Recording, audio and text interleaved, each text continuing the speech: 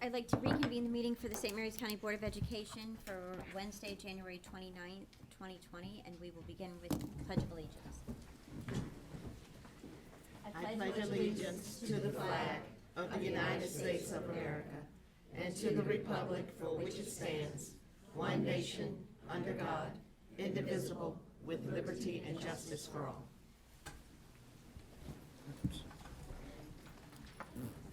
Okay. May I have a motion to approve the agenda? I move approval of the agenda as presented. Do I have a second? I second. All those in favor? Aye. Opposed? We will begin with board reports. Regina? All right, so yesterday I met with the middle school Slack team, and I was just so impressed with all of these middle schoolers. They came in, they were a little bit nervous, and then they did a few activities, and they just opened right up, and they were so creative. So our big activity that we did was to create these videos, and each grade, there were 2 groups from each grade, and they were given a guiding question, something like, what advice would you give to the incoming class? And they came up with these awesome ideas in such a short period of time. They were given 40 minutes, and they not only came up with ideas, outlined it, but they created a script, and they made all these drawings and pictures to go along with their videos, and they filmed them, and I can't wait to go watch and see how they turned out, but I'm really looking forward to continue my work with these students. So, That sounds neat. it was. So I attended the James A. Forrest Career and Technology Center open house. If you've never gone, that is definitely a place to go when they have their open house and see all the great things that school has to offer. Went around, the students are excited, you know, it's really a lot of fun to watch the students go around and have basically the world open to them. You know, anything that they want to do in the future, and being excited about choosing a career opportunity. So, of course, I went and saw my usual people, you know, at the health area. So, you know, some people that I used to work with, and of course, I always go to Diesel every year to go see Mr. Wolf. And he's always very entertaining and keeps the students' interest. I know the students love him. So if you've never been there, please put that on your calendar for something in the future to do. And if you have younger ones, I see a lot of younger ones here. It's a great opportunity for them also to go see what the tech center is. I know it's like a little bit in the future, but it's a lot of fun, a lot of great things there. So.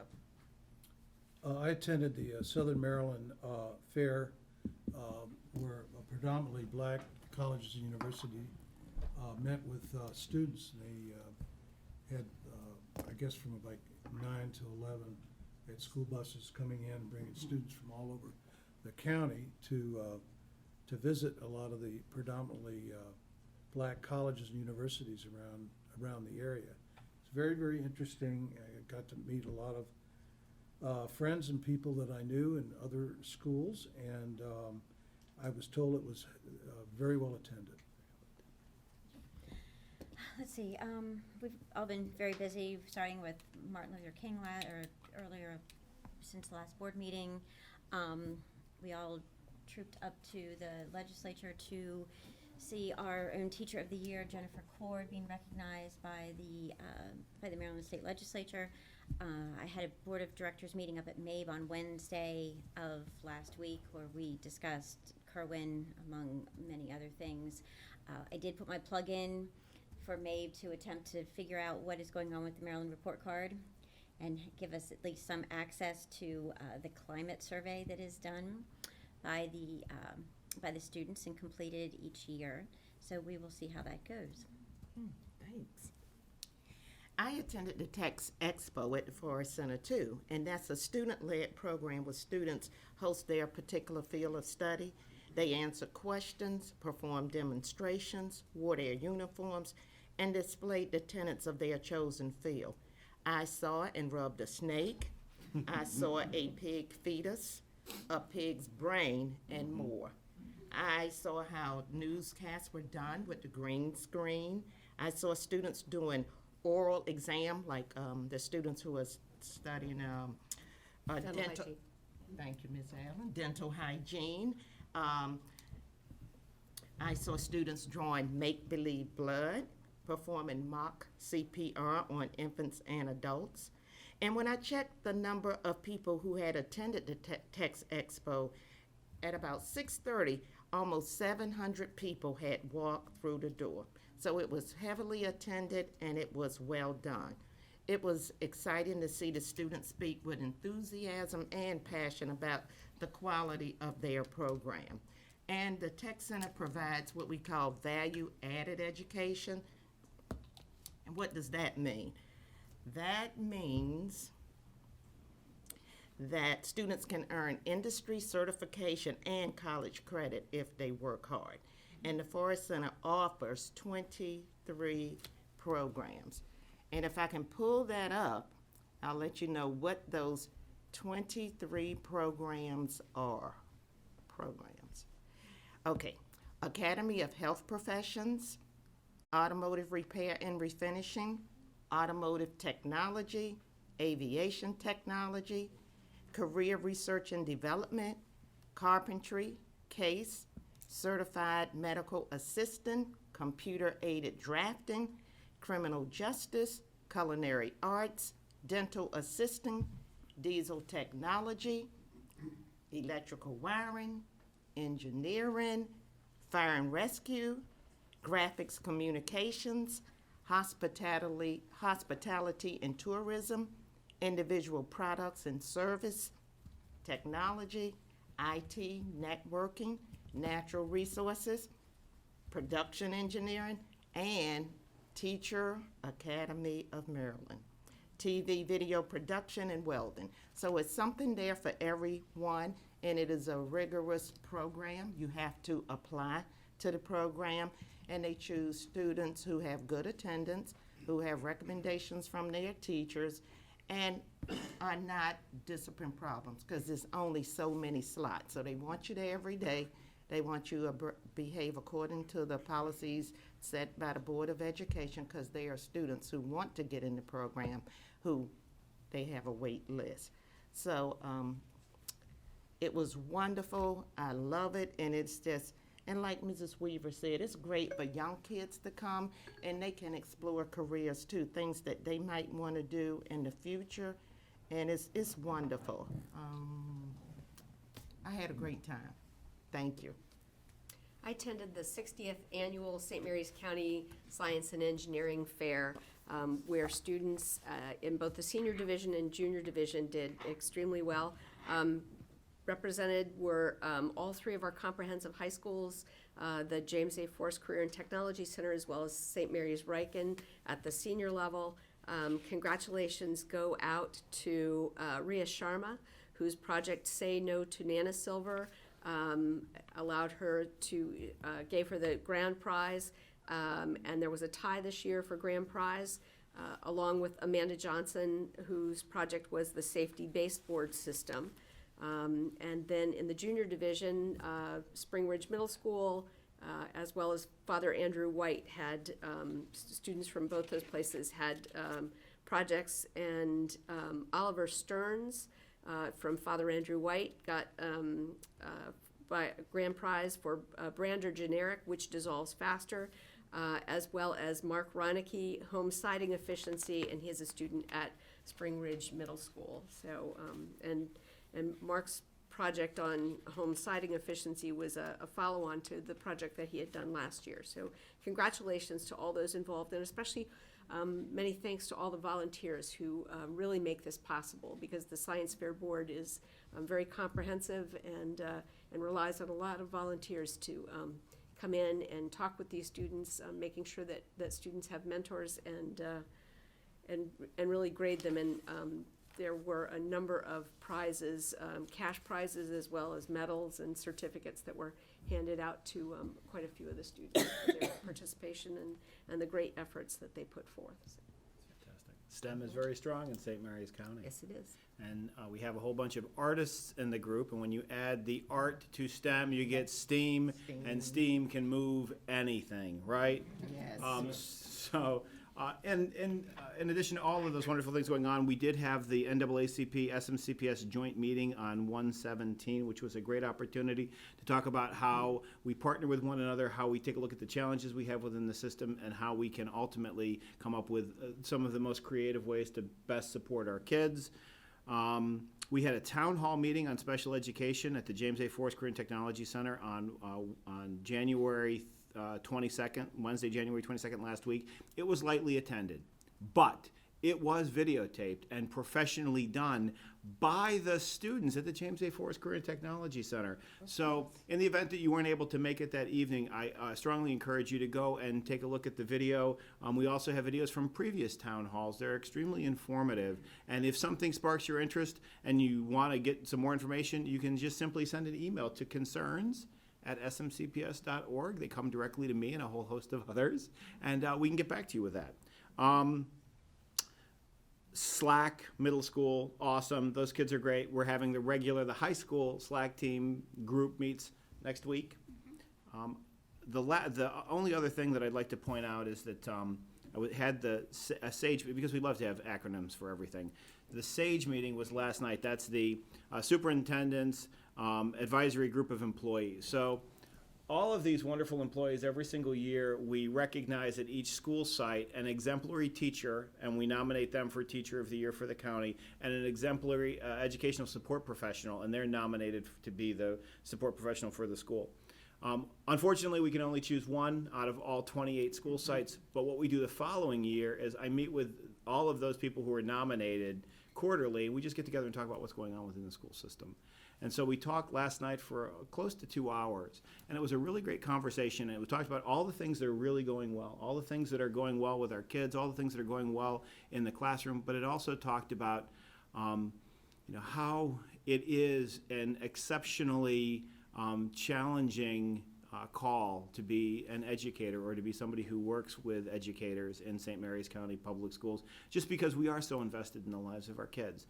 We are completely invested in their success during the day, and we carry home our concerns and thoughts about them every single night. And the people who were there, they really talked about it, and it was really touching. And for the next one that we have coming up in another 2 or 3 months, I'm going to ask a couple of the board members to come out so you can just hear them, because they're it's really wonderful to see these exceptional employees really thoughtfully talking about the craft that is the way in which they work with kids.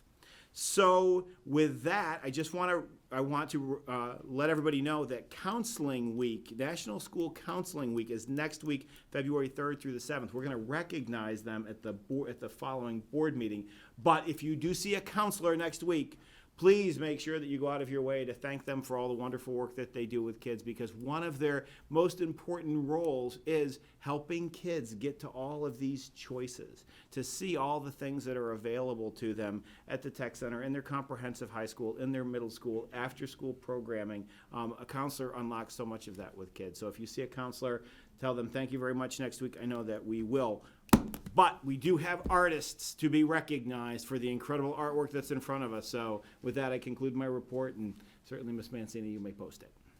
All right, Mr. Burrows, the floor is yours.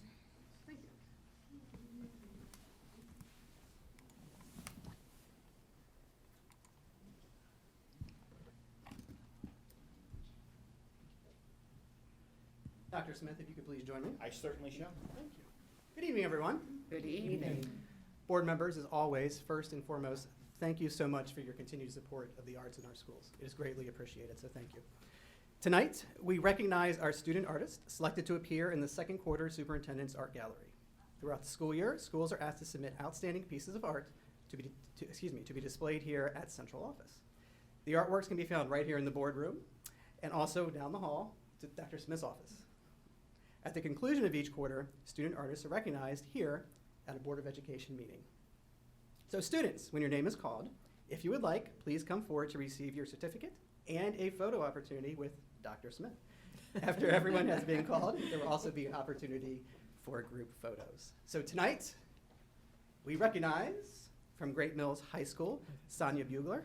Congratulations, Sonia.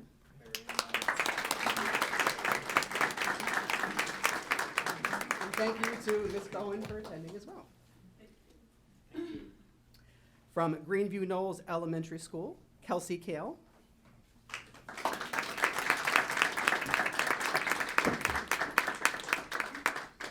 exciting. What a beautiful piece of artwork. You're gonna hold that, and you're gonna go right here, we're gonna look.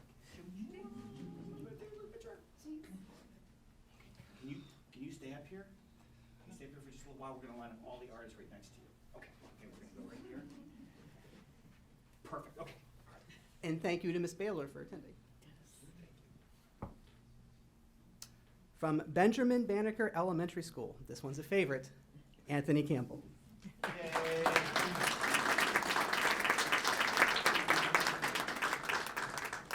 you, good sir. That was great. Okay, we're gonna turn around. We're gonna hold this right here. You look right there. Get a good picture. All right. One more. One for your teacher. Awesome. Okay. All right. You're good. Oh, no, you're gonna stay right here. Want to line up all the incredible artists all together. Okay. Awesome.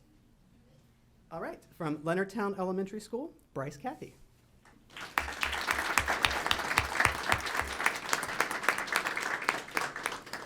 Awesome job. Love those beautiful colors. Okay, we're gonna same thing. We're gonna swing around. We're gonna hold this. We're gonna look right here.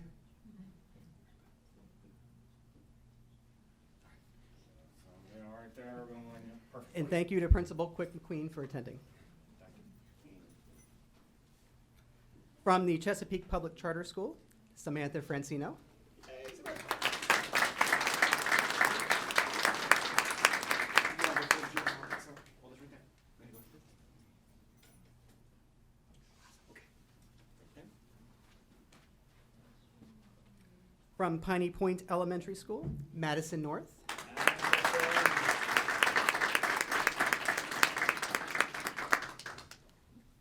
Thank you, Madison. That's all. Oh, wait, you're gonna turn around. We're gonna take a round. We're gonna get a picture real quick. And thank you to Principal Courtney and Mrs. Longo for attending. And finally, from White Marsh Elementary School, Brianna Weehausen.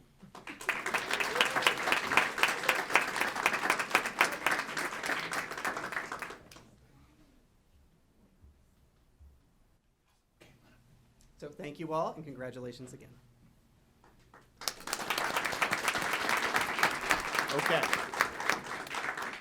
So before we break and we divvy up and we take a look and we get pictures with the individual pieces of artwork, I want to do what I do every time. So how long have we been doing this, Mr. Burrows? This is Well, this is my fourth year. Fourth year. Before that. wow. So we've done this a whole bunch of times, and each time I say the same thing. Thank you very much for being such talented artists, for creating this incredible artwork, and then for letting us enjoy it, for sharing it with us, and for all of their teachers who are here tonight.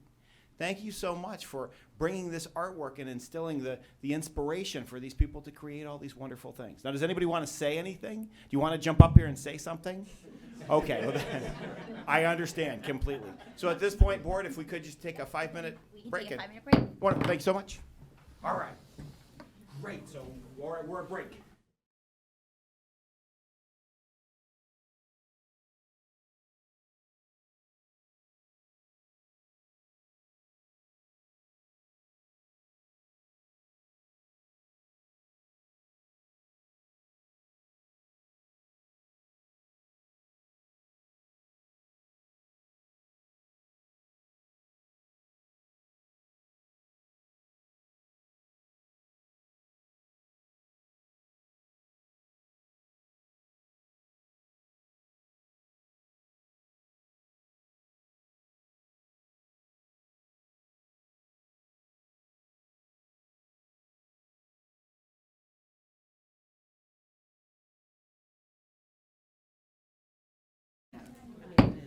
All right, we'll call back to order.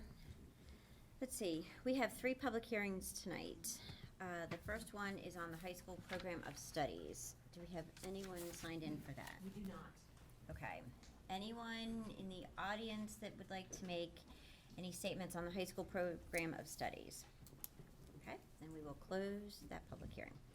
The next one is policy JQ, KBEA, KH, and KHA.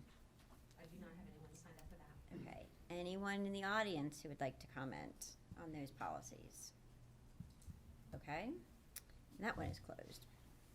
And the final one is on the 2020, 2021, and 2021-2022 school year calendar recommendations. I have 2 people signed up for that. Okay, so if, I'll read our statement on just how our public hearing goes, and then Kathy will call your name, and then you will have, you can come to the podium and make your comments. So, written comments are welcome. Obviously, if you have a copy, please leave them with Kathy, and she'll make sure that we get them. You're called in the order that you signed in. When you come to the podium, please state your name. Speakers will be allowed 3 minutes to speak, and you may not yield your time to someone else. When you hear the beeper, please summarize your closing statement so that we can move on to the next speaker. Okay. Our first speaker is Jenna Eschenbrenner.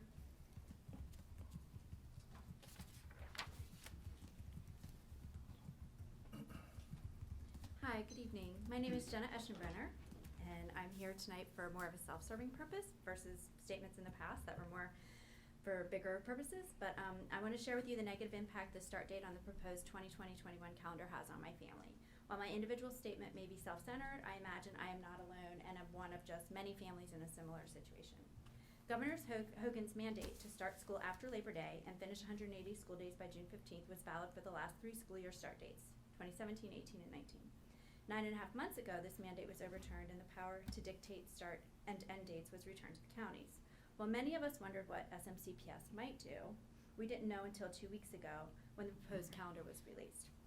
Not understanding the perfect storm of fitting 180 days between Labor Day and mid-June, my family began planning a trip to 3 national parks in Utah and Arizona for August 16th through the 28th. For a variety of reasons, these were the weeks that fit our family's 2020 summer schedule. Now, with me being an SMCPS 10-month employee and 3 teenagers at 3 different schools, we are faced with either canceling a long-planned national park vacation or me missing the first 8 days of work and my kids all missing the first 3 days of school. As you may or may not know, national park lodging reservations are near impossible to reschedule this late in the game. Had we known that the schools would revert back to an August start date, if the possibility had been communicated openly during these last 9.5 months, then perhaps we wouldn't be faced with this predicament.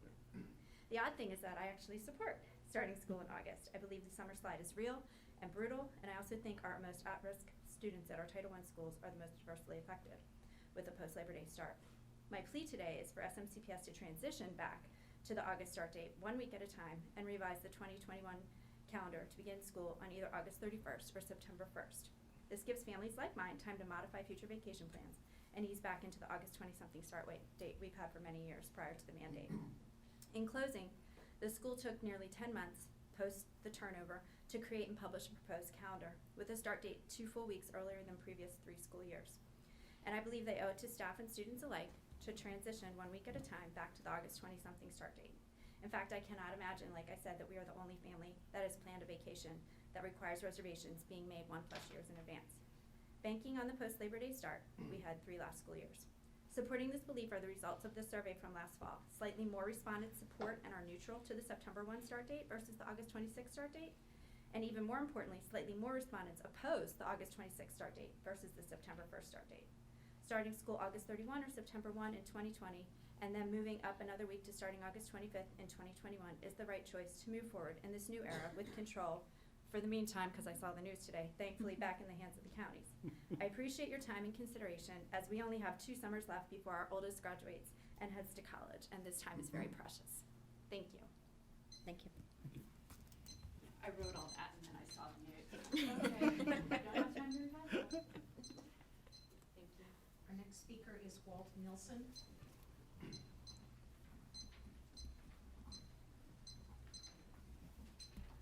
Hold on 1 second, please. I'm having problems with my thing here. There we go. All right, go ahead. Good evening, my name is Walt Nilsson, and I'm also commenting on the school calendar, and I would agree with every comment that Mrs. Eschenbrenner made and also the rationale and basis for doing so. And I would urge the school board, as opposed to making a 2-week adjustment to this coming year, adjust to a September 1st start date and then the following year transition in. Overall, I would be in favor of the school starting in August as opposed to much later as it has been. However, because of the schedule where it has been, and that this decision to shift it was only made 2 weeks ago, There was a drafts calendar of the school year that had been pushed out with a tentative start date for September 8th that has been around for a very long time. Our family in particular is taking a trip to Glacier National Park in particular to see glaciers before they're all melted and gone. And if you're aware of the park, because of the snowfall in the park actually doesn't open till midsummer because of the avalanches in the park. And as a result, this was the week that allowed us to do it with our kids already being able to try out for high school sports, and this was a window between high school sports tryouts and games starting that would allow our family to participate in this. Also, with the challenges of national park reservations, we made this plan a year ago and actually been saving for it for 2 years to do so. And if the school board's current recommendation with the early start date in August, that would either result in the cancellation of the plans or we have 4 kids in St. Mary's County Public Schools, or our 4 kids not being present for the start of the school year. Thank you very much. Thank you. Anyone else? I have no other speakers for public hearing. Any other speakers in the audience on the school start date? Okay, then I will close that public hearing. And we are finished with the public hearing portion. Now we move on to public comment. Yes, we have 2 speakers for public comment. Okay. Melinda Marchlis. Okay, so I have to read this longer statement here. All right, the board welcomes public input on policies and issues affecting our schools. We take this time to listen and consider it, not to comment. This is not the appropriate forum for negative comments or criticisms of individual staff or students. Concerns about individual staff members that cannot be resolved at the level closest to the situation should be directed to the superintendent. We will not permit comments criticizing individual staff or students since it is outside the scope of public comment. Please keep in mind also that the board sits as an appellate body in both student and employee appeals, so we cannot comment on or have prior knowledge of a case that would influence our ability to deliberate. To maintain the ability of the board to render a fair and unbiased decision, comments regarding individual student or personnel issues cannot be presented at public comment. You have 3 minutes and you may not yield your time to someone else. And if you have any written statements, you may give them to Kathy. There you go. Hi, I'm Hello. back. I was here a month ago about, well, a little over a month ago, to just voice my concern about the 7-Eleven that is trying to be placed across the street from Leonardtown Middle School. And I'm sure you're probably tired of hearing about this from me. However, I was very disappointed to not see anybody from the district at the meeting that I let you all know about last time. Not even for the comment side of it, for y'all to comment on that. As I discussed last time, I understand whatever situation you have with that. But I was disappointed just for the information purpose. I think that would have been a very important thing for somebody, I don't know, from the transportation department, from Leonardtown Middle School, from somewhere, to just kind of know what's going on. And since you weren't there, that board actually was very critical of this board and the district in general for not attending. You can watch the meeting on YouTube and on the county's YouTube page. And actually, there were suggestions from the party trying to put in the 7-Eleven, trying to suggest a change in start time, a change in drop-off time, a change in routing of traffic, all of these things. And the commissioners were, I can't say the commissioners, that board that represents the commissioners seemed to be in agreement with them. And there was no one to maybe suggest from the district that there was a reason for the way things to be done the way they are. At that time, I did speak up when it was my turn to speak and say that I had brought this to your attention and that, you know, you were, maybe it was not appropriate for me to say, but that you were trying to be respectful of that board by not telling them what to do. And really, they still continue to criticize you. So I think that if I was in your situation, I would want to know that. I think that, is it unfortunate that they criticized you? Yes, but I think that the district put themselves open to being criticized for not having anybody there. And even if it wasn't for a comment, even if it was just for information. So the next meeting is February 10th. Okay, great, you know, at 6:30 Yes. at the Chesapeake building. So I would really suggest that anybody who is interested show up. The chance for public comment on the one that is going in across from Leonardtown Middle School are proposed to. The public comment section is closed, so if there is a opportunity for anybody to reach out to anyone in that department, I would really, or that board, I would very, very much recommend that you do so. And again, I'm happy to have my kids in your district. That's why we moved here. So nothing against you. I just really hope that any concern that you may have after watching the YouTube channel, that maybe you would take your chance to speak. Thank you very much. And if I'm, just a point of courtesy. Go right ahead. I would like to thank publicly Mr. B.J. Hall, who is on the Planning Commission, who is the only person who has reached out to me as the superintendent, representative secretary, treasurer of the Board of Education. And I assured him that I will be there on February 10th. I will be prepared to give any kind of public testimony more towards I think they're proposing 3 7-Elevens. So there's one next to Leonardtown Middle School, one next to Great Mills High School, and then one down by Callaway. So I will be there to provide testimony to the commission regarding commercial development. That's not something that the school system has ever historically done, but evidently they would like to have that, and I will make sure that I'm there, and I'll answer any questions they may have.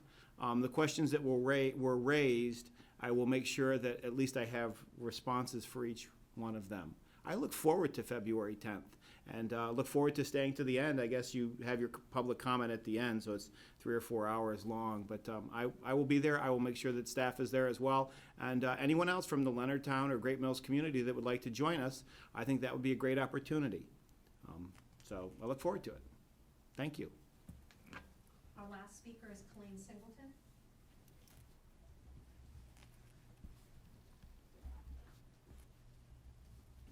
Hello, I'm Colleen Singleton. I'm also here to speak about the 7-Eleven. I appreciate that you're going on the 10th. I don't know if it's going to be too late, though, because they did close all public comments. I'm a teacher here in St. Mary's County Public Schools. I was very disappointed that there was no one from the high school, the middle school, the tech center, the Board of Ed, or the administration there. If a 7-Eleven was being built across the street from my school, I can guarantee you that I would have been there, because I'm concerned for our kids' safety. You know, everybody can Google now and look up studies and case studies and look up laws. But they're going to build a 7-Eleven right next door to our middle school. Convenience centers in general increase crime. They increase the sale of tobacco products. It increases vaping products. Studies have shown that visually when kids see this every day, the more that they see it, the more inclined they are to try it. And these advertisements are going to be directly across from our middle school. I'm also afraid of the foot traffic. These kids from the high school, the kids from the tech center, they get out of school at 2 o'clock. What's going to stop that foot traffic from them walking through the middle school parking lot where all of our kids are on recess? Because I'll tell you what, the teachers are my size, and I'm not stopping a group of teenagers if they want to come through and go to the 7-Eleven. I think it's going to have to increase our safety at that school. We're opening ourselves up to predators in the parking lots because now they can sit there and watch our children while they're smoking their cigarettes, getting their gasoline. Not to mention the noxious fumes that are going to be going into the parking lot.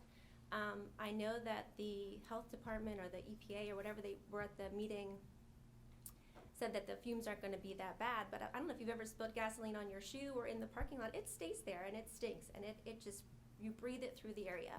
So I don't know what recess is going to look like for these kids, or, you know, what are we going to do to protect the safety of our children?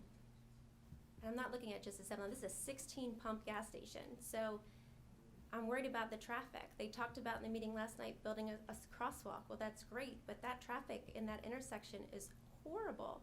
And then they brought up the point of that you can't build the crosswalk without a sidewalk on both sides. Well, who's paying for the sidewalk on the school side? Because I know that we have limited funding to just be adding it because they're building a 7-Eleven across the street. But I think that when we see that foot traffic and those kids trying to cross, that might become an issue. So I'm here because I'm very concerned about the safety of our kids. At this point, it's just proposed. I'm glad that you're going to be at the meeting. I hope you get to speak. But I'm scared. That's all I wanted to say. Thank you. Anything else? Okay. Just to clarify, every decision that none of that falls under the purview of the Board of Education. That is completely the Planning Commission's decisions. They're the ones that are responsible for the zoning of property. So they zone commercial property right across the street from a middle school, or they zone commercial property right by the high school. These are not decisions that the board makes. But evidently, for somehow we're being put in the middle of it. So I will make sure that I am absolutely there, and we'll have I'm fairly sure I'll have an opportunity to speak on that topic. And certainly, they just opened comment for the Great Mills and the Callaway, which they haven't done. So I imagine our comments are going to be fairly similar in scope to the concerns that you have already been raised and brought to their attention. Again, the decision that they're going to have to make, that's the decision that the Planning Commission is going to have to make. And I will be there to answer any question that they may have. And I believe the commissioners have the opportunity to overrule the planning commission, correct? That is indeed my understanding. So, And, and then the appellate board. But, I mean, Right. just to be perfectly clear, the St. Mary's County Planning Commission did not reach out to us at all. no, we have a notice of public hearing, Right. which is required by anybody who has a property Adjacent. It's adjacent, and it comes from the lawyers representing the landowner. Right. The actual Planning Commission did not in any way. Mr. Hall, I thank Mr. Hall for reaching out to me. So. Right, so the Look forward comments to that they, February right, 10th. the comments that those members directed at us last night was the first time anyone heard about it, because they did not reach out to anyone individually or separately or as a body, which would have been under their responsibility to do so. Okay, with that, may I have a motion to approve the consent agenda? I move the consent agenda as presented, including the approval of minutes of January 15th and personnel teachers. Do I have a second? I second. All those in favor? Aye. Opposed? Motion is carried. And first, we have the design award for roof and HVAC systems at Dynard.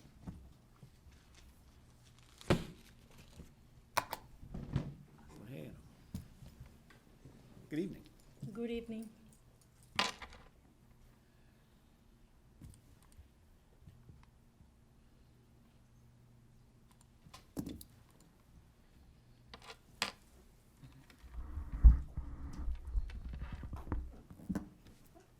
I'm here to request approval to award a contract in the amount of $520,000, $967, for architectural services and $30,000 for design contingency to Wheeler Goodman Masick WGM for the roof and HVAC system of Dynard Elementary School. Capital Improvement Program includes funding for this project, and the funding has been allocated over the 3 years. And a small portion of this project is planned to be done during spring of next year, and the majority of the construction is planned to be done during summer. With that said, we want to go ahead now and start procuring the architect to work the whole year through the design phase. That puts us in an advantage for this project because we can plan better our project. We can procure our equipment. There's many lead items that need to be procured, and we really want to get this project going on. The design and construction is requesting the services of a architecture firm as a prime consultant for this project. There's many options to run a project like this one. There's an option of doing it just with an engineering or an architecture firm. For this specific case, Design and Construction is proposing an architecture firm as a prime. There are many different components in this specific project, being a roof and being an HVAC. And not only we have the mechanical part, the MEP, the electrical, we also have the roof consultant and with that also comes the structural portion of it. So an architect as a prime consultant, and in the proximity of the Super Bowl, I'm gonna use a word, the architect will be like the quarterback in this project. That person will be overseeing the whole project itself and will be coordinating among all the disciplines. The scope of the project includes the replacement of the heating and the cooling systems, replacing of the metal roof and asphalt buildup. We have a combination of both in this project, and replacing of fire alarm and panel boards. The base of the construction of this project is $8.3 million. And the procurement method that we use, we follow our policy of FEB policy for consulting services. And we pre-qualify, we ask for expression of interest, we do an evaluation of technical qualifications. This is a technical quality-based evaluation. We shortlist the most qualified experienced firms according to the scope, and then we select one consultant. And with that consultant being the highest ranked firm, it's where we enter into the fee negotiations. With that said, we solicited for this project in a Maryland Marketplace Advantage on December 26th. We received over 150. With the new software, we really can't document how many, but we know that when we first advertised, it was more than 150. We received 6 consultants of architecture firm. 4 of them were shortlisted, and we negotiated with the highest rank. For our selection, Wheeler, Goodman, and Masek, in this graphic you see the wide experience that they have with us. They've done over 17 projects with us for the past 18 years. They have over 38 years of experience, and 26 of those years are specifically in public construction projects. They are familiar for you because they are doing right now the design for Park Hall and the contract administration. They've done Spring Ridge Middle, and they've done the systemic project and also the Leonardtown Middle. And they work with other, about 5 other counties in the state of Maryland in public construction too. And they have a very experience with it. I submitted the bid tabulation for you, and it was pretty obvious that they had a very much advantage versus the others that were shortlisted. And their advantages were clearly specific to the projects that they gave us, the examples that we asked as part of our technical qualifications. They focus in a project with the same scope, being roof and HVAC. Some other firms would submit examples of a roof or HVAC, but not the two together. And there is a big component when you do a project like this. So the fact that they have experience and they presented, that gives them more points. The fact that they give us a very good explanation on their approach and how to do a phase project. Now, we don't anticipate this project to be as phased as Park Hall and Hollywood are, because we're gonna work yes, thank God. But the majority of the work will be done during the summer, and it can be done because of how we're doing it. But I still have personnel during the summer, and I learned that this year doing Park Hall and Hollywood, you still have the administration there. We still have building service workers. We still have to take care of the books in the libraries. So it's not just turning off the services while we replace, because we have to continue keeping good air quality and temperature control throughout. So that has a value on how we chose our architects, that they have a knowledge on working this way with us. And also, they submitted they have about 12 awards that they've won in design and projects of the year. So that's a plus when we're looking at designers that know how to work with us in projects like this. The services are for design phases, bidding, construction administration, and post-construction tasks being turnover, O&M, and commissioning. The fees for the systemic renovation typically range between 5 and 9.5. This particular proposal, it's in the 6.3, which is in the lower range of what we've experienced. So you have an idea, Hollywood and Park Hall were in the 8.3, 8.7. So we are getting a good price. And the design contingency we're asking is about the same, $30,000.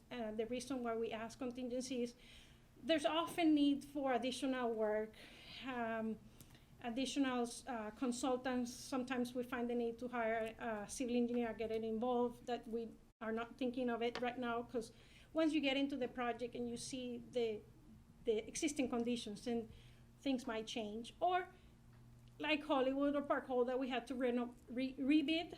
You remember that we had to reject the first bids and then come back again.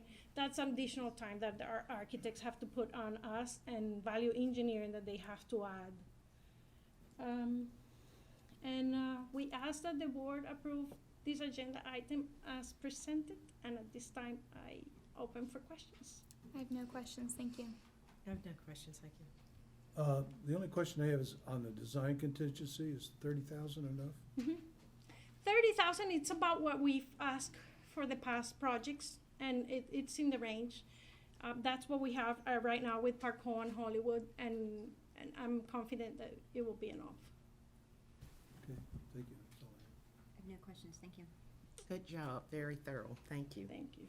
They were clearly head and shoulders above their nearest competitor based on the scoring system. And I think your point that the amount of work they've done for us and so similar to what we're asking them to do here really made that possible. So I know they've done good work for us, and thank you for making this possible so that when we do go into bidding the project, we're going to be in the best footing to be able to fund this and to cover what's needed. So thank you very much. Thank you. May I have a motion for this action item? I move that the Board of Education approve the design award to Wheeler Goodman Masick in the amount of $520,967 and design contingency in the amount of $30,000 for the roof and HVAC systemic renovation at Dinard Elementary School. Do I have a second? Second. All those in favor? Aye. Opposed? Motion is carried. All right, we'll just move right into the next one now for Green Holly.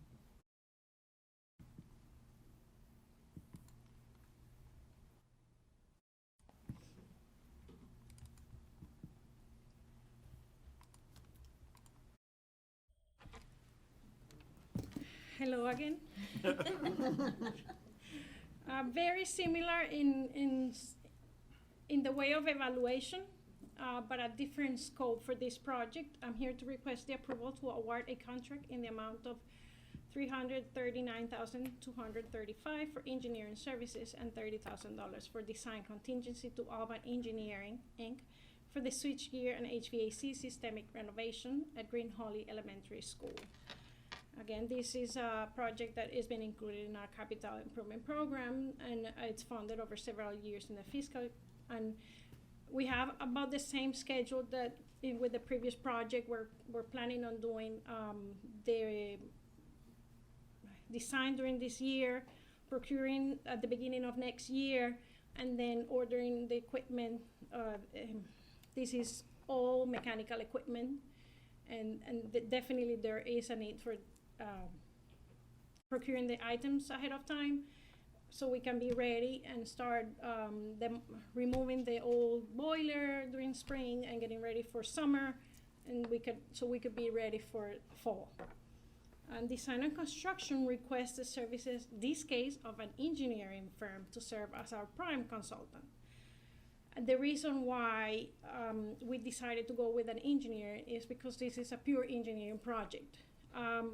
There are not other components in there. Nonetheless, the designer, in this case, will have an architecture under their umbrella. And that architect will give them that view that they need to focus on the architectural pieces of it, which are very limited in a project like this.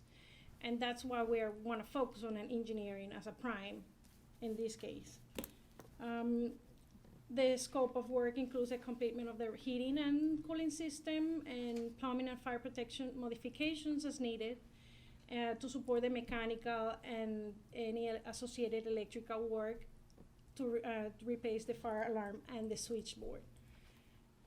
The budget for this project is $5 million, and we follow again the FEB policy of pre-qualification, expression of interest, evaluation of technical qualification, shortlist, selection of the consultant, and the fee negotiation with the highest rank.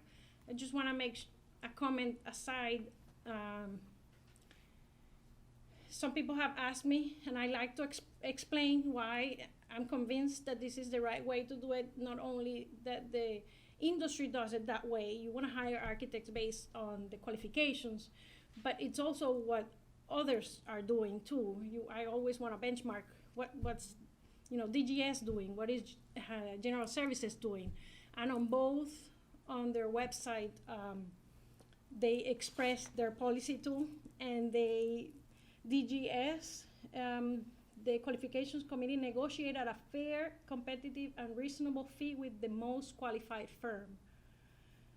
If unsuccessful negotiations are terminated, the committee begins negotiations with the most qualified, next one. And General Services expresses the same way. They select at least 3 most highly qualified firms based on demonstrated competence and professional qualifications according to the specific criteria published in the announcement. Then the act then requires negotiations of a contract at a fair and reasonable price, starting first with the most highly qualified firm. So not only we follow our policy, but we also follow what the state does and what the federal government does. So,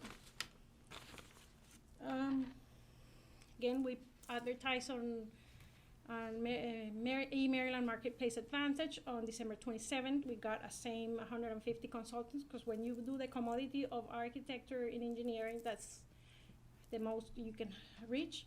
We got 7 in this case of AEs.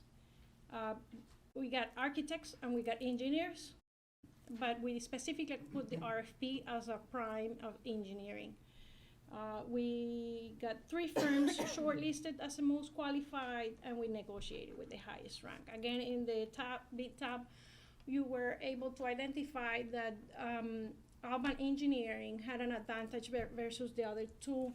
And the reasons why they have an advantage is, and again, we compare, the committee compares it against what the qualifications are in the RFP. Not only that we know them, but we do it specifically with the RFP.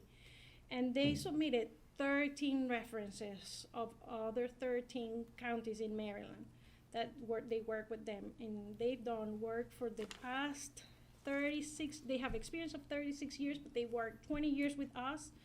They worked 17 counties in Maryland and Baltimore City.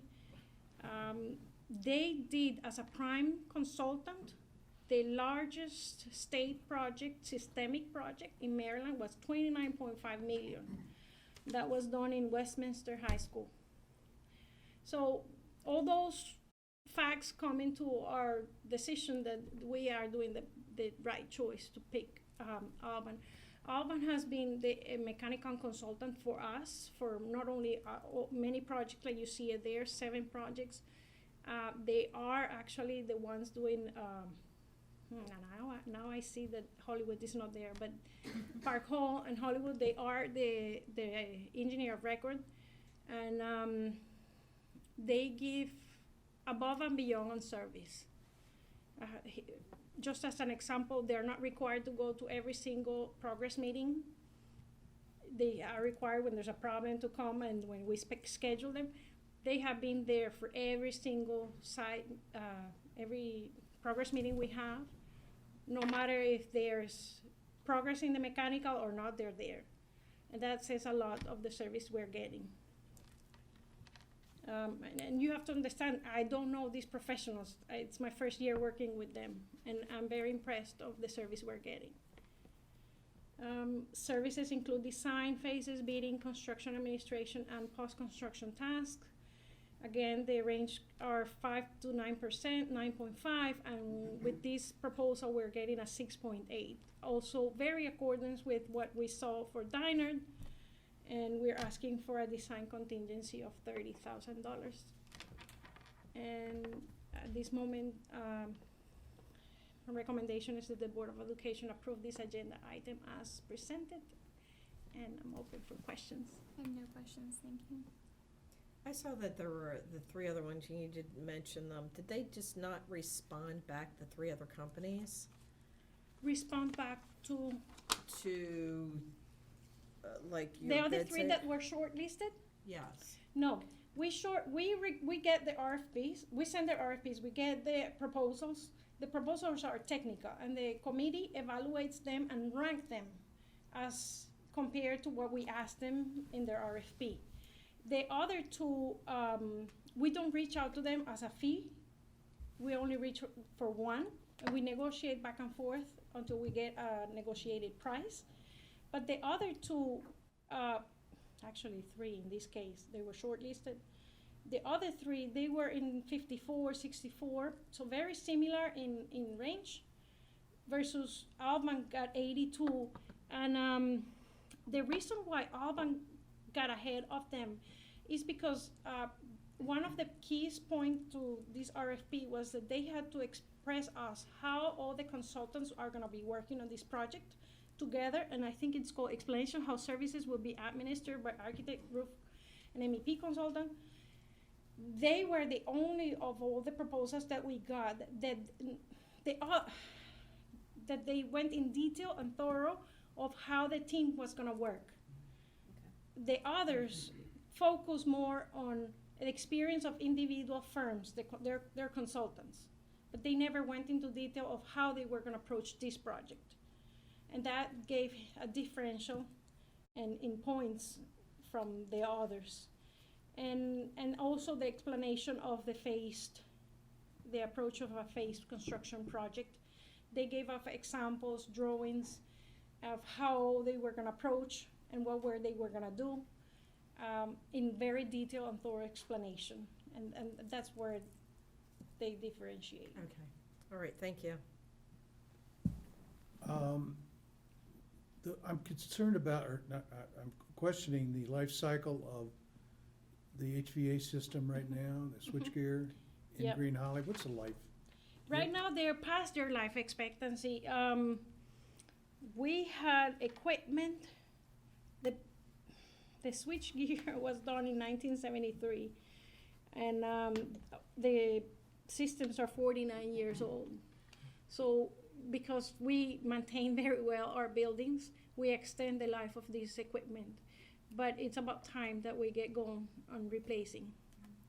Can't squeeze another 10 years out of it. It's amazing because when I started working Hollywood, I was a project coordinator in Hollywood, and every single consultant that I brought there, and even the GCs when we did the opening, they were amazed of the school. They could not understand how the age of the school, because it really looks intact, and it's because of the service that we give to the schools.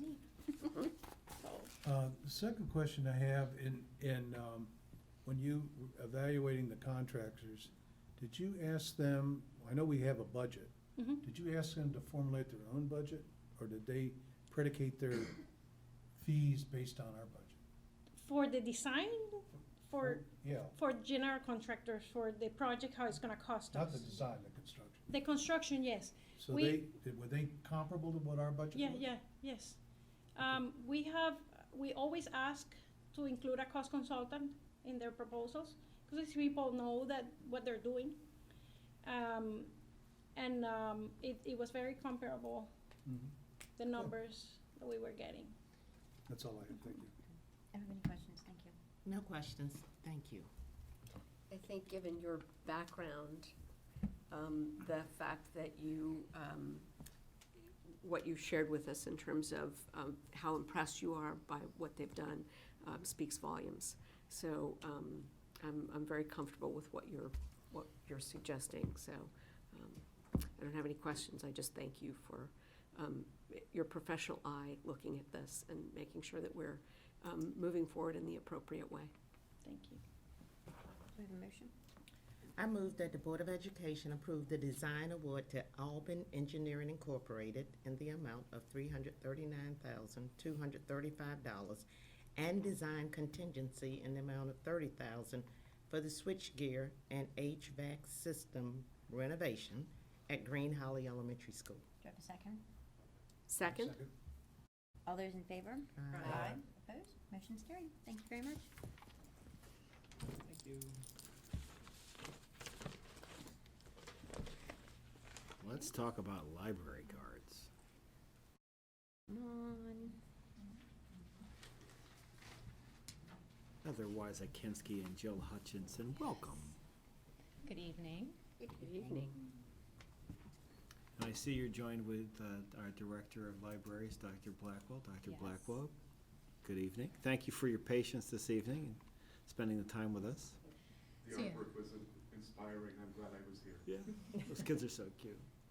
So good evening, board. My name is Heather Wiesakinski, and I am the Library Media Supervisor, and I'm here with Ms. Hutchison, who is the Coordinator of Youth Services for the St. Mary's County Library, and behind me is Mr. Blackwell, who's the Director of the Library.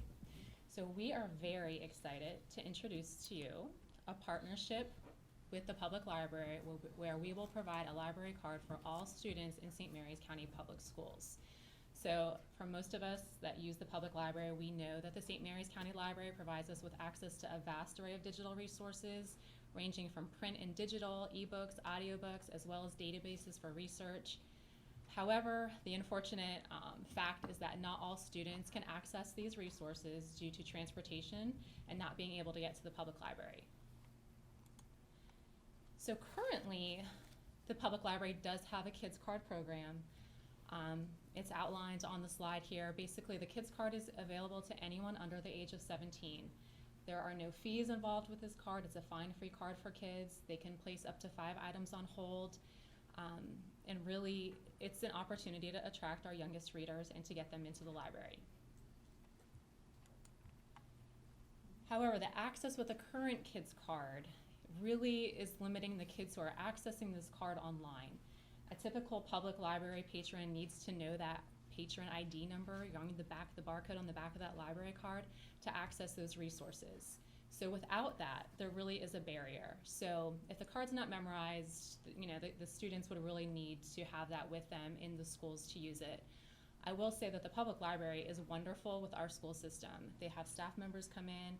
I worked at Leonardtown Middle School. Every single year, staff members from the library would come in and sit with our 6th graders and do a presentation for every single one, showing them the library website, how to access resources. We would then work with them on getting print copies of library cards via the school system. And it works until they forget that library card. So there is that barrier, and we really want these kids to be able to access these resources without that. So we believe an SMCPS public library card will better serve all students because all 18,000 or so of our students will have a library card. In order for them to access the library card, they will use their student network ID, which is something they use every day. Even our youngest, even our kindergartners, when you go in to see them in the media classes, they know that. It takes some time, but after their first year, they can actually log into the computers on their own. So we think that by implementing a username and a password that they know, we're gonna immediately make this more accessible and more efficient for our students. And I guess it's also important to note that the kids card enrollment right now, and you can correct me if I'm wrong, is about 8,500.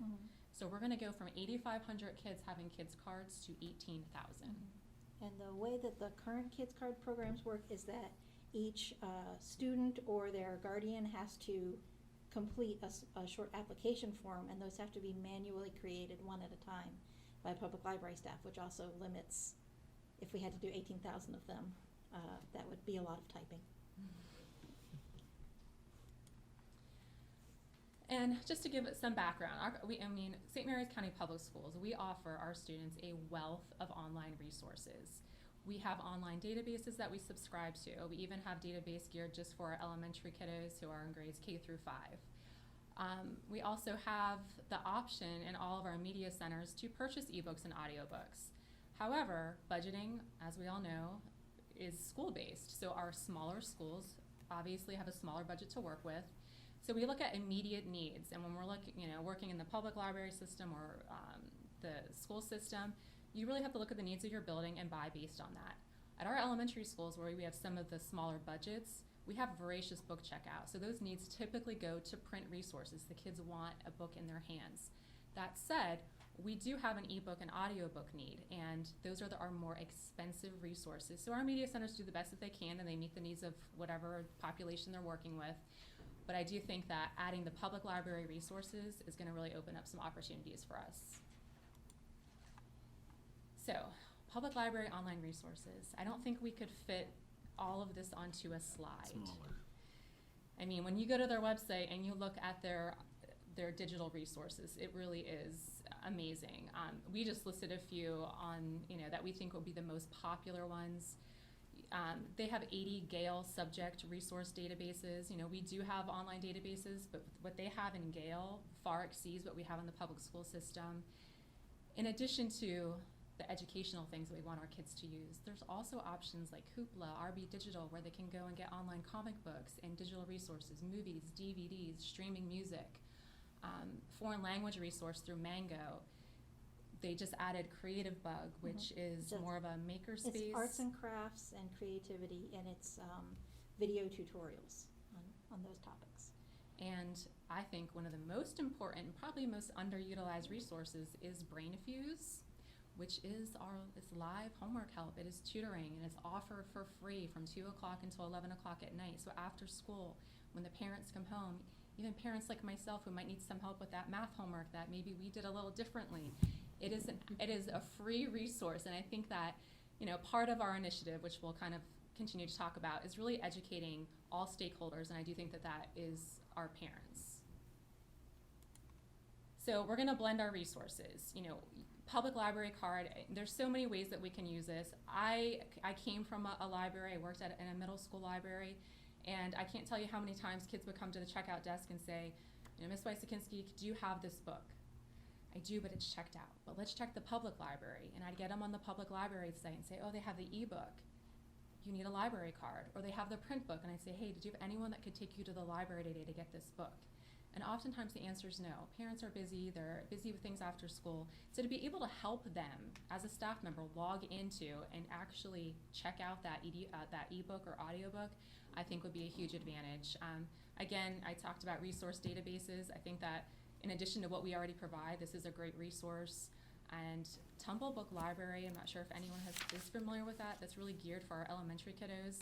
And it is a database of online animated talking books. And I think that a lot of elementary teachers do know about this, but to be able to give kids access to go on and listen to their favorite books would be a huge advantage to them and their parents. Our neighboring school systems, I've done some research on this, and we are probably one of the last school systems in the state of Maryland to jump onto this, and I think that it's important that we do this as soon as we can. Baltimore County, Howard County, our neighboring Calvert and Charles County have already done this. I did reach out to Calvert and Charles specifically, to their supervisors, to talk about the process and any hiccups and pros and cons. And honestly, they've only seen positive feedback. The ease of access in the classroom, teachers are really on board with it, so it's been a benefit for them. One of the things that we really talked about and met was about the sharing of information, because we really do want to make sure that we're protecting the privacy of our students and any personally identifiable information. So as I said, we are using their student network ID. It's the same thing that they have in their email address, and it's the same thing they use to get onto any school computer. We are not sharing any ID numbers. We are not sharing dates of birth, addresses, or any personal demographic information. The library has been really great working with us to make sure that they're able to set up things on their end where we don't have to share that information. So they just need to know that all these students are under the age of 18. We have students in our school system who will have to make exceptions for because they are over the age of 18. But for the most part, that date of birth is going to be set to their graduation date. So we don't have to share any of the personal information on the back end. Our card is set to be called the SMART card. St. Mary's Access to Research and Technology. I think this acronym really does encompass what we want this card to do. It's providing remote access to technology 24/7 to resources that they may not have even known existed. And again, the fun part is that with this, of course they get all the educational part, but they do get the fun part, which are the magazines and books and DVDs. I'm a big proponent to just really, I just want to, make sure that we're looking at access to books and how this really does increase literacy. If you look at the research, it doesn't necessarily show that socioeconomic conditions always impact reading level. It really is access to books. Do you have books in your house? Do you have an access to a variety of books? And are these books, is there portability? Obviously, we know that kids are walking around with their devices at younger and younger ages.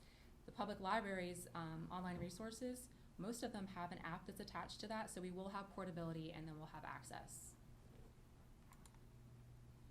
And 20 minutes of reading a day. I'm sure any parent in here knows that most times, my own children included, that homework is read 20 minutes, read 20 minutes. There's research to support that. It's not this number that we've all made up. So it's highly publicized. I did include the infographic, but really what I think is shocking, that a student that reads 20 minutes a day is exposed to 1.8 million words per school year. So that should be kind of a wake-up call to say, hey, here's another resource. Instead of going on our phones and do whatever the kids do after school, we educate them. Use this app, listen to an audiobook, read an ebook. And so our plan moving forward, we've really been working together, public library staff and myself, to really think about what this looks like and how this is going to be implemented. And I think that I know from my end, working in the school system, that professional development is number one on my radar. I really plan on making resources, a website, things for teachers. I think the resources for teachers are going to look different than they are going to be for parents. I think I'm going to have resources for elementary versus secondary.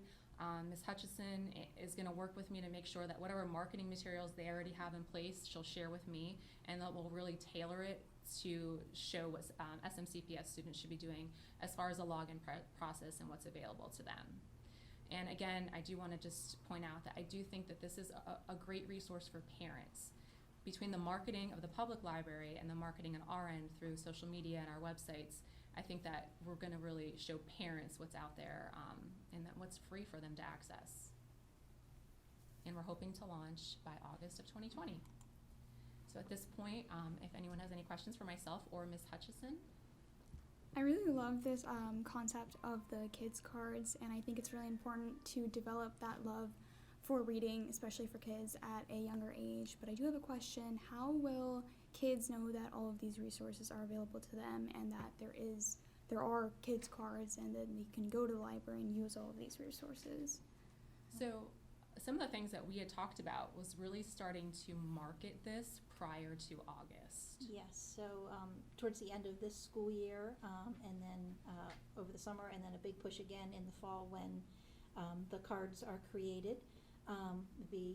Through all the teachers are going to have professional development, so they'll be able to talk to their students and actually use the virtual cards in the classroom to show the students what they can access and actually use it as part of their classroom work. And we'll also be promoting it through Peach Jar, through social media, through classroom visits, all of those opportunities. Thank you. So if a student finds a book, let's say at Lexington Park Library and they're at Chapticon High School, will there be an I guess you would say like an interlibrary where the books are brought in? That is a potential second phase. We can't promise 100% that we know how that will work right now, because first we have to get the cards up and running. That's the first challenge. but it is a hope that we want to add in the future delivery. We have to work out the logistics with how our library catalog system works with the delivery, but that is something that we do hope to add in the future, that a student would be able to place a book on hold, go to the school media center, use that computer, log in, place the book on hold, and then have it, through probably a very convoluted process, arrive in the school media center where they could pick it up and check it out. Liza Kinsky Dr. goes take the board Taurus and drives down to Well, Lexington Dr. Park. Montgomery and we talked about that, because Yes. that is my dream. Mhm. Because again, working in a library, I know that these kids come in, and I just think, God, if we could just put this book on hold, and you could just go get it, but again, we have that barrier of getting there. So some ideas that we are thinking about would be to have a central location where all books may come to me, and then I would metro them to the schools that they belong to. But again, we're gonna try to get this up and running, but that is definitely phase two That of is what on I our would radar. like to do. And an advantage to using the kids card for this is that they are fine-free cards, so if the logistics of actually physically moving the books means that it doesn't make it all the way back to the public library before the official due date, nobody's getting overdue fees or anything like that. But yes, we just have the collection depth and breadth to offer those things to students. But we know that the barrier is transportation, because the vast majority of our students are too young to drive to the library. Thank you. How much is this gonna cost? It's not going to cost any more than the staff time to do the process and any sort of printing or production of the materials. But the public library system is fully funded, and we are ready to proceed. So no cost to St. Mary's County Public Schools. Other than Ms. Other Weston's than- house. Your time. Yes. You are very That's what I valuable. wanted to hear. Yep. Well, you ought to not limit this to kids, you ought to get cards for the board members here. We can. We just, Oh, I we'll have get my that all card. figured out. It's on my keychain. I got a library card, but, Well, you're not Oh, you want a kid's card? I want a kid's card. It's a smart card. Yes, you need a smart card. That's all I have, thank you. No, when you were talking about finding a book, I envisioned that you were taking it the step farther, that you would be able to deliver the book to the student at whatever school that they were at. It's so. and it's definitely something. It's in our dream. We would like to see people putting hundreds of requests in. So we don't really know what the volume would look like. So, but again, it's definitely part two of what we want to do. And I have to give you kudos, because even though you do have the list of those other counties that are up there, those counties, the cards for those children are not fine free, and they are not financially free if you lose the item. So that is not the case across the board. Yeah. So Yeah, we're happy thank to you very offer much that. for doing it that way. And that's an important key, because we're making this an opt-out rather than an opt-in, to attempt to have like the most uptake, so that, given teacher knows that every student in their classroom has access to this, so they can use it as a class. Right. So it's important that there not be a financial risk or obligation to the family that we would need. Right. you No, know. I very much appreciate that, because like I said, not all of those other cards are fine or fee free. So. And I want to thank you for bringing this forward. I appreciate the partnerships that we already have with the library services in the county, which we have several. But this is a good one for students to get a book in their hand. As the research indicates, the earlier students start reading, their vocabulary increase, communication skills. So all of that is helpful.